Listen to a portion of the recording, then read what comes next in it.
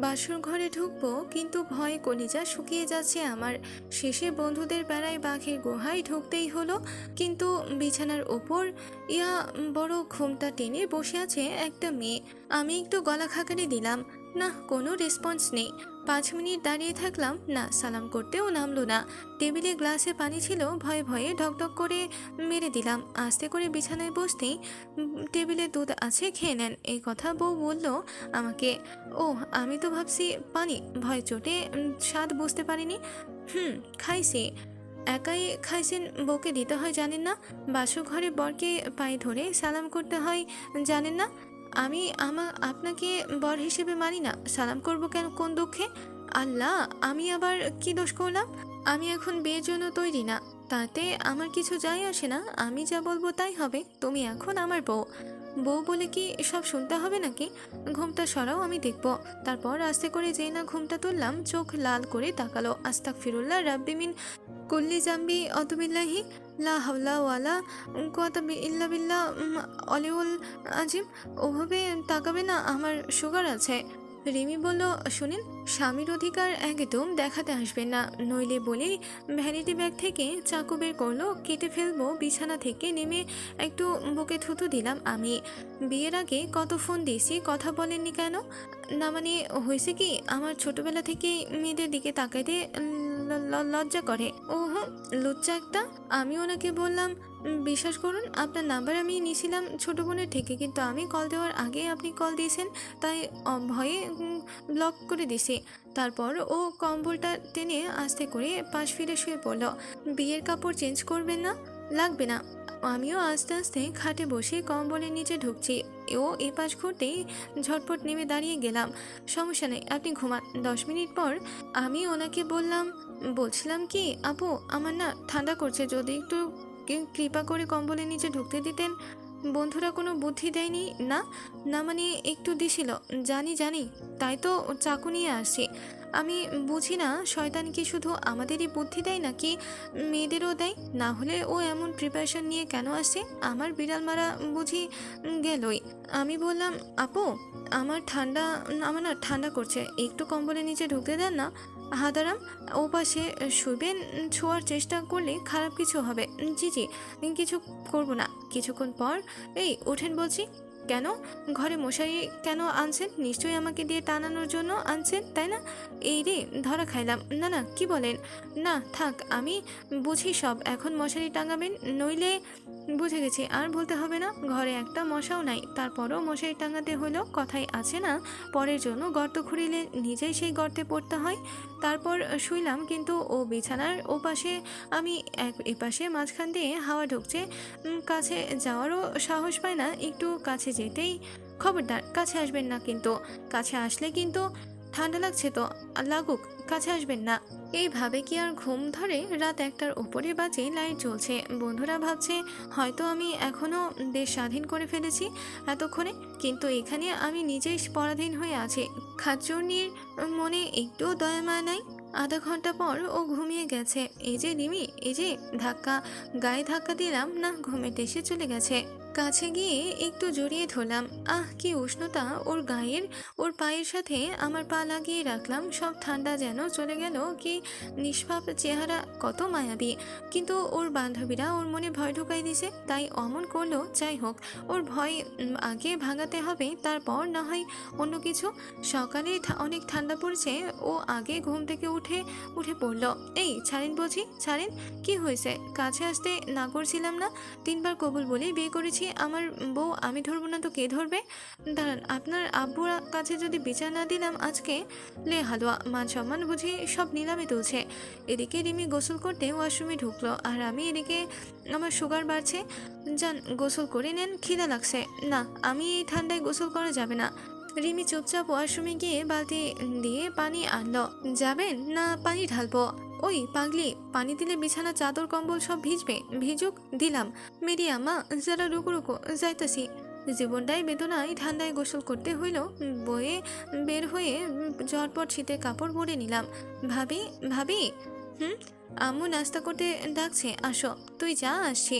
রিমি ঠোঁটে একটু লিপস্টিক ঘষাঘষি করে নিল, আমার দিকে তাকিয়ে। নাস্তার টেবিলে কি যাবে, না কলার ধরে নিয়ে যাব? যাচ্ছি। কেন যে সমবয়সী মেয়ে বিয়ে করেছি? রিমি আর আমি পাশাপাশি চেয়ারে বসলাম, পরোটা আর গোস্ত তরকারি নিয়ে ঝটপট খেতে লাগলাম। এখন থেকে যেতে পারলে বাঁচি। খাওয়ার মাঝে, আঙ্কেল আপনার ছেলে অনেক অসভ্য। আমি জোরে জোরে কাশি দিলাম। থাক বোন, আর কইস না। ও রাতে সিনেমার মতো আমার পায়ের সাথে ওর পা ঘষাঘষি করে, আমার ভালো লাগে না ওসব। নেক্সট টাইম যেন এমন না করে। আব্বু প্লেটে পানি দিয়ে উঠে গেল। আমার গলায় পরোটা আটকে গিয়ে দম বন্ধ হয়ে যাচ্ছিল। আম্মু, পানি পানি। আব্বু কি মনে করছে কে জানে, কিন্তু সিনেমাতে তো শুধু ওটাই দেখায়। কিন্তু আমি তো কি আর করার, রিমি যা শুরু করছে। আমার তো মান সম্মানই আর নাই। আর যাবে কি? রুমে চলে আসলাম, রিমিও আসছে। এটা কি হলো? কোনটা? বানিয়ে বানিয়ে যে বলেন। আপনি রাতে আমার শরীরে হাত দিচ্ছেন কেন? নিজের বউকেও কি ছুতেও পারবো না? আমি পারমিশন দিছি? বউয়ের কাছে পারমিশন নিতে হয় অবশ্যই। তাহলে আর কি অন্য কারোর কাছে যেতে হবে? মানে বউয়ের কাছে যা পাই না তা অন্য কারোর কাছে নিব? আরে আরেকবার বলে মুখ সেলাই করে দিব। হুম, চোখ কানা করে দেব কিন্তু। বাড়িতে আয়োজন করা হচ্ছে, রিমিদের বাসা থেকে নিতে আসবে বেলা 12টা। 7টা মাইক্রোবাস আসলো। রিমি কয়েকজন বান্ধবীও আসছে, মীরার সাথেও কয়েকজন আসছে। মেহমানদের বাসায় ভিতরে নিয়ে আসলাম। রিমির বান্ধবীদের সাথে পরিচিত হলাম, হ্যান্ডশেক করলাম 5টা মেয়ের সাথে। আজ মনে হচ্ছে বিড়ালের ভাগ্য শিখে শিখে ছিঁড়েছে। কি যে ভুলটা করেছি, রিমিকে বিয়ে করে রিমির থেকে তো এরাই বেশি সুন্দরী। আমু কি এদের খুঁজে পায়নি? এক একটা পরি। ওরা একটু লজ্জা পাচ্ছে আমাকে দেখে মনে হয়। কিন্তু আর এদিকে রিমি কিছুক্ষণ পর পর এসে আমায় চোখ রাঙিয়ে কি যেন ইশারা করছে। তারপর থেকে ওর দিকে আর তাকালাম না। এতে আরো রেগে ফায়ার। এই একটু রুমে আসবা? বলো না কি বলবা। না, রুমে আসো না, পরে। ওর দিকে আর মনোযোগ দিলাম না। হারামজাদা ছাও, আজকে পেলে মেরে ফেলবো খালি একবার পাই। কিছুক্ষণ পর জান্নাত ওর রুমে নিয়ে যাচ্ছে ওর বেআইন আর রিমির বান্ধবীদের। আমিও যাচ্ছিলাম পিছে পিছে। কিন্তু রুমে ঢোকার আগেই এরা এসে হাত ধরে টেনে আমাদের রুমে নিয়ে আসলো। রিমি গেঞ্জিটা বুকের কাছে খপ করে ধরে দেওয়ালে পিঠ ঠেলে লাগিয়ে দিল। এই এই, গেঞ্জিটা ছিঁড়বে ছিঁড়বে। ওই হারামি, তোর কি শার্ট প্যান্টের অভাব? হাফ প্যান্ট পরে আছিস কেন? হ্যাঁ, তোমার বান্ধবীরা তো এর থেকেও ছোট কাপড় পরে আসছে। উফ, মোট যাচ্ছে এখন তোর চোখগুলো বের করে নি। তাহলে দেখবো কি দিয়ে? পরনারীকে দেখার খুব শখ, তাই না? নিজের থেকেও যদি না দেখতে পাই, তাহলে আমি তো দেখবই। কি বললা? তোমার বিড়ালের নখগুলো বুকে লাগছে, ছাড়ো। একটানে গেঞ্জিটা ছিঁড়ে ফেললো নিজের দিকে হাত দিতেই। না থাক, আমি চেঞ্জ করে নিচ্ছি। ছেড়ে দিয়ে এখনই আমার সামনে চেঞ্জ করবে। ও মা, লুচি! কি? ও এগুতেই আমি কাপড় নিয়ে দৌড়ে ওয়াশরুমে ঢুকে গেলাম। আগের কথাগুলো মনে পড়লে এখন কেমন আফসোস হয়। আগে ভাবতাম ওহ, বিয়েতে যে কি কত মজা, জামাইবু একসাথে ঘুমাই। কিন্তু এখন দেখছি বিয়ে মানে প্যারা, বেঁচে থাকতেও মৃত। চেঞ্জ করে বের হতেই দেখি মহারানী চলে গেছে। একটু সেন্ট মাইরা গেলাম মেহমানদারি করতে। মেহমানরা খাইতে বসছে, আমি এরার বান্ধবীদের খাবার দেখছি সব ঠিকঠাক আছে কিনা। ওটা নিতে বলছি। বুঝলে, ঝুঁকলে যে ঝুঁকি আছে তা ওরা বুঝে না। না বুঝলে আমারই লাভ। শালি মানে তো আধা ঘরওয়ালি। আমার তো আর দেখার হক আছে নাকি? কেউ খারাপ মাইন্ডে নিবেন না। রিমি দেখি দূর থেকে আমায় ফলো করছে। আমি পাত্তা দিলাম না এখন ওরে। সবার খাওয়া দাওয়া করতে করতে বিকেল হয়ে গেল। এবার আমাদের যাওয়ার পালা ওদের বাসায়। রিমি আর আমি পাশাপাশি বসছি, কিন্তু ও গোলমুখ ফুলিয়ে বসে আছে, কথা বলছে না আমার সাথে। মাঝে মাঝে গাড়ি ব্রেক করলে ওর গায়ে টাচ ছড়ে দেই, কোনোই দিয়ে গুদা বুঝাই যাকে অনেক রেগে আছে। তাই যথেষ্ট দূরত্ব বজায় রেখেছি। বাংলাদেশে 29% পুরুষ তাদের বউকে ভয় পায়, তার মধ্যে হয়তো আমিও একজন। ওদের বাসায় পৌঁছাতেই সন্ধ্যা হয়ে গেল। রিমি ওর রুমে আমাকে বসিয়ে উধাও হয়ে গেল। এখনো কথা বলছে না। একটু পর মীরা নাস্তা নিয়ে আসলো, মুখে মুচকি হাসি। এগুলো খান, তুমিও সাইডে বসো। খেতে খেতে ওর সাথে টুকটাক কথা হইল, কালকে ও আমার সাথে ঘুরতে যাবে। রাতে খাওয়ার পর আমি আগে এসে কম্বলের নিচে আধ শোয়া হয়ে ফোন টিপছি, ও এসে শুইল পাশে। কথা বলো না, কি হয়েছে বলবা? ও চুপ করে রইল। শুইতে শুইতে কি ঘুমাই গেছো? হাত দিয়ে মারতে, হাত দিয়ে ধরতে আরও ও পাশে সরে গেল, আবার ধরলাম। ঝাঁঝালো কণ্ঠে ও বলে উঠল, একদম ছুবে না আমায়। তারপর আবার ছুতেই ও সরতে গিয়ে ধপাস করে মাটিতে পড়ে গেল। মা গো মা, আমার কোমরটা বোধ হয় ভাঙছে। এই রে, কেলো করেছে। এই সরি সরি সরি। তারপর কোলে করে বিছানায় তুললাম। হারামি, আমার কোমরটা মনে হয় ভাঙছে। মা গো মা, আমি বুঝতে পারিনি তুমি পড়ে যাবে। সব দোষ তোর। আহ, ব্যথা। তোমার আম্মুকে ডাকবো? আর একটা কথা বলে গলা টিপে ধরবো। আমি চুপচাপ হয়ে দেখছি ও এপাশ ওপাশ করছে আর বিড়বিড় করছে। ডয়ারে মুভ আছে, নিয়ে আসো। ঝটপট নিয়ে আসলাম। উবু হয়ে শও। খবরদার বদমাশি করলে কিন্তু মেরে ফেলবো। আল্লাহ আল্লাহ, কি বলো? পিঠের কাপড়টা একটু সরাবো? ওয়াও। তারপর মুভ লাগিয়ে দিলাম। 10 মিনিট পর, হয়েছে, এখন ঘুমাও। আর একটু করে দিই? লাগবে না, আমি তোমাকে চিনি। হুম এমনি অনেক কিছু পেয়েছি আজকে, এখন ঘুমাই। মাঝরাতে ও কি যেন একটা দুঃস্বপ্ন দেখে প্রচণ্ড ভয়ে লাফিয়ে জেগে উঠল। ভয়ে ওর গা কেঁপে ঘাম দিচ্ছিল। আমি ওর ভয়টা কাটানোর জন্য দ্রুত ওকে জড়িয়ে ধরে মাথায় হাত বুলিয়ে দিতে শুরু করলাম। রিমি এক ঝটকায় আমাকে ছাড়িয়ে নিয়ে বলল, তোমার খালি এসব মতলব? সুযোগ পাইছো আর জড়িয়ে ধরা লাগবে, ঠিক না? আমি রোবটের মতো বসে রইলাম। ও এপাশ ওপাশ ফিরে শুয়ে পড়ল। জীবনটাই বেদনা, কি আর করার। তারপর মনের দুঃখে বিয়ার গোষ্ঠী উদ্ধার করলাম। আমার এই শয়তানি লাড়া দিছিল যে এমন মেয়ে বিয়ে করছি। সকালে রিমি ঘুম থেকে উঠে কোমরের ব্যথায় ঠিক করে হাঁটতেও পারছে না। ইসরে, বাড়ির লোকজন কি মনে করবে? ছি, মান সম্মান আর থাকলো না। সকালে মীরা নাস্তা নিয়ে আসলো। কি দুলাভাই, আপু তো হাঁটতেই পারে না, কি করছেন? ও খাট থেকে পড়ে গেছে। ইস, আমি বুঝি না, না জামাই থাকতে আবার খাট থেকে কেমনে পড়ে বললে হাসতে হাসতে চলে গেল। নিজেকে এখন অনেকবার বড় মাপের অপরাধী মনে হচ্ছে। ছি, এরই মাঝে অনেক প্রশ্নের সম্মুখীন হতে হয়েছে। বাসার লোকজন জানেন না জানি কি ভেবে বসে আছে। ছি ছি। ফ্রেশ হয়ে নাস্তা করে নিলাম। রিমিকে আর দেখালাম না। সকাল 10:30টার সময় খাওয়া দাওয়া করে রিমিকে ডাক্তারের কাছে নিয়ে গেলাম। ডাক্তার ওকে 3 দিনের বেড রেস্ট দিয়েছে, 2টো ক্রিম দিয়েছে মালিশ করার। তারপরে বাসায় চলে আসলাম। মীরার সাথে ঘুরতে বের হয়েছি। ও পাশের বাসার আরও কয়েকজন বান্ধবী ডেকে নিল। ওরা দেখে আমার দিকে তাকিয়ে হাসে। সঞ্জিতা বলে উঠল, কি দুলাভাই আপনি তো। আমি বললাম, কি আমি? সঞ্জিতা আবারও বলে উঠল, আমার বান্ধবী কি করেছেন? ধ্যাত, খাট থেকে পড়ে গেছে। আর সঞ্জিতা আবারও বলল, আপনি থাকতে পরে কেমনে বলে সবাই 32 পাটি দাঁত বের করে হাসি দিল। মনের কষ্টটা কেমনে বোঝাই এদের। এলাকাটা ঘুরে ফিরে দেখলাম ওদের সাথে। দুপুর হইতে হইতে বাসায় চলে আসলাম। গোসল করে ফ্রেশ হয়ে নিলাম। রিমি শুয়ে আছে, ওর আম্মু ওকে খাইয়ে দিয়ে ওষুধ খাইয়ে দিল, ক্রিমও লাগিয়ে দিল।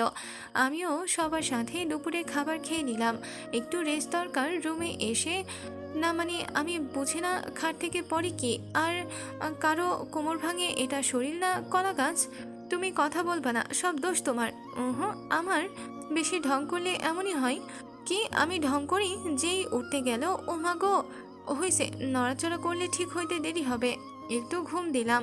বিকেলে ঘুম ভাঙলো ছাদে মীনার সাথে গল্প করলাম। আকাশটা আজকে অনেক নীল ধূলিকণার জন্য, আর সূর্যের রোশনি লাল রং ধারণ করেছে। মনোরম পরিবেশে মুগ্ধ হয়ে আমি প্রকৃতির এই রূপে পাশে বউটাকে বড্ড মিস করছি। সন্ধ্যায় শাশুড়ি আম্মা নাস্তা দিয়ে গেল। পক্কন পিঠা বানাইছে। জামাই আদর ভালোই করছে, মন্দ না। নাস্তা খেয়ে রুমে শুয়ে ফোন টিপছি। রিমি টিভি দেখছে। রাতে খাওয়ার পর শুইলাম। এই ডয়ারে ক্রিম আছে, লাগিয়ে দাও তো। সাথে সাথে নিয়ে আসলাম। ওহো হও। ও হয়েছে, আমি তোমার ইন্টেনশন বুঝি না, খবরদার যদি চুমু খাইছো। তারপর ক্রিম লাগানোর জন্য শাড়িটা পেট থেকে সরালাম। ওয়াও বলেই চুমু খেয়ে নিলাম। ভুলেই গেলাম ওর কথা। হারামিচ্ছাও। আল্লাহ, আমি এটা কি করলাম? সরি সরি সরি, মনে নাই। মন চাইতেছে এখন। কথা বললাম না। ক্রিম লাগিয়ে মালিশ করে দিয়ে দিচ্ছে। রিমি মাঝে মধ্যে ও করে উঠছে ব্যথায়। ক্রিমের গন্ধ আর ওর সাদা ধবধবে পিঠের মোলায়েম ত্বক আর বারবার আমায় মাদকের মতো আকর্ষণ করছে। কিছুক্ষণ পর, হয়েছে, এখন ঘুমাও।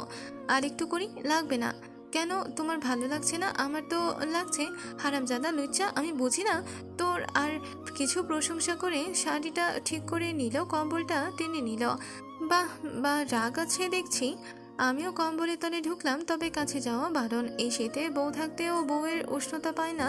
এই দুঃখ কারে কমু? মনের দুঃখ ঘুরাইলাম যদি মাঝরাতে ঠিকই জড়াই ধরছি। আর কয়দিন শ্বশুরবাড়ি থেকে রিমিকে আমাদের বাসায় নিয়ে চলে আসলাম। আমি খেয়াল করলাম রিমির মাঝে কিছু পরিবর্তন আসে। ও সকালে ঘুম থেকে উঠে ঘর পরিষ্কার করে থালা বাসন মাজে, আমার আব্বু আম্মুর চা তৈরি করে রান্না করে। আমার এখনও সন্দেহ হয় যে যে মেয়েটা আমার সাথে এত ঢং করে, অভিনয় করে, অথচ বাসার সব কাজ খুব দক্ষতার সাথেই করছে। আসলে কি ও ওদের বাসায় এত কাজ করতো? ও কি এত ভোরে ঘুম থেকে উঠতো?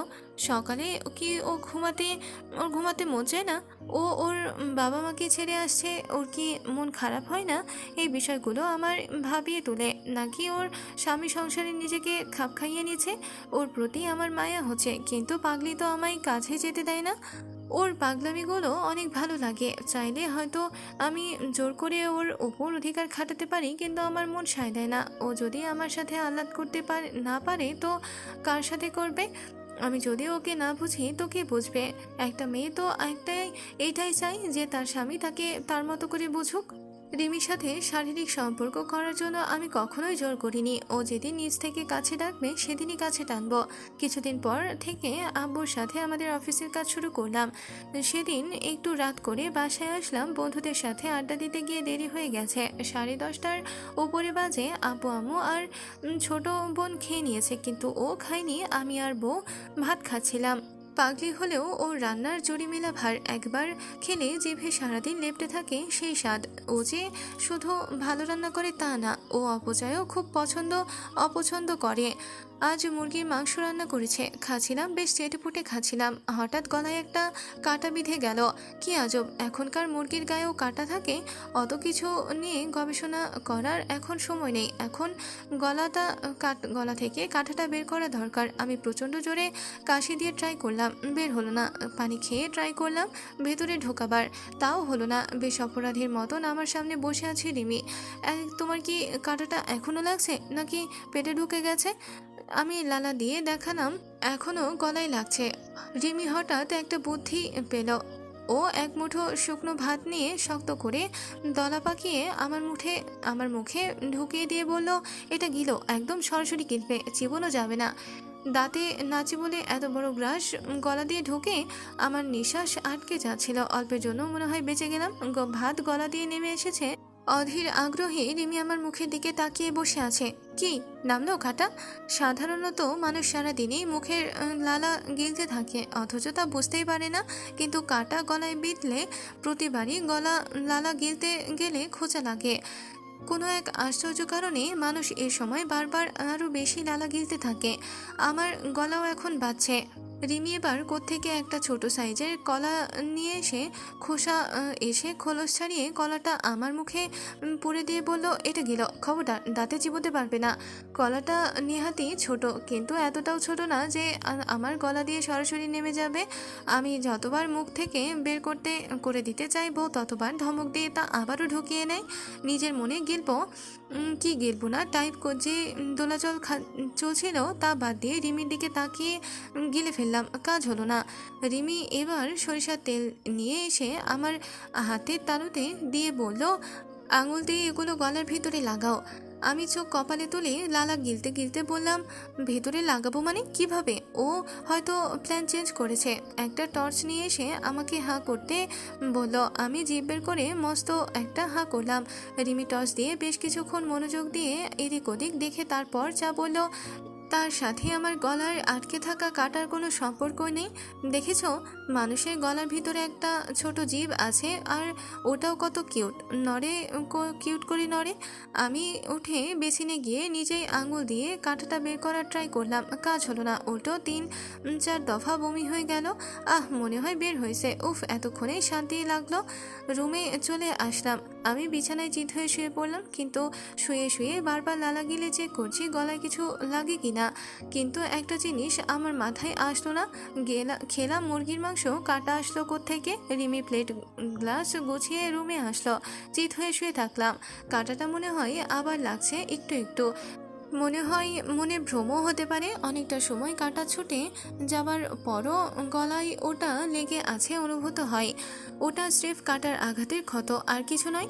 আমি রিমিকে প্রশ্ন করলাম, আচ্ছা মাংসে কাটা আসলো কি করে? যেন কিছুই হয়নি ভাব করে ও উত্তর দিল, কালকে 2-3 টুকরো মাছ ছিল, ওগুলো মাংসের তরকারিতে দিয়ে দিয়েছি, ফেলে দেবো নাকি? আমি জানি রিমি অপচয় করে না, কিন্তু সেটা যে এভাবে অপচয় রোধ করতে হয় তা আমি জানতাম না। শুয়ে পড়লাম দুজনে। এই একটু জড়িয়ে ধরি। না। কেন? বলছি না না। আমার পাগুলো ঠান্ডা হয়ে আছে, তোমার গুলোর সাথে লাগাই, তাহলে কম ঠান্ডা লাগবে। হ্যালো বন্ধুরা, দুষ্টু বউ ইরাবতী নতুন গল্প নিয়ে চলে আসলাম। প্রথম পার্ট কেমন হয়েছে জানাতে ভুলবেন না। এই গল্পের পরবর্তী পার্ট পেতে অবশ্যই আমাদের চ্যানেলটি সাবস্ক্রাইব